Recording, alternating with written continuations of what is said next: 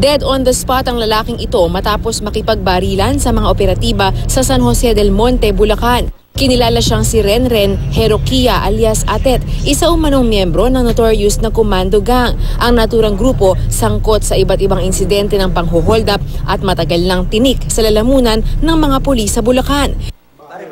Sa kuhang ito ng CCTV, makikita ang isang lalaking pabalik sa kanyang motorsiklo matapos bumili sa tindahan. Pero bago pa makaalis, lalapit ang suspect na may suot na sombrero at tinutukan ng baril ang biktima. Nang makuha ang pakay na bag, naglakad palayo ang suspect na parang walang nangyari. Bigla na siyang inanuhan ng baril at hawakan yung bag. Kinuha lang niya at lumakad lang papunta doon. Di ko naman kilala kasi. Matapos mai-report ang insidente, agad naman daw itong tinrabaho ng mga pulis.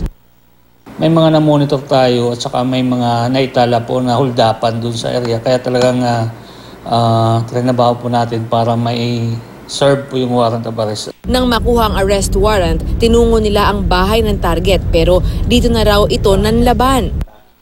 Nagkataon po na nandun yung target at saka yung kasama niya.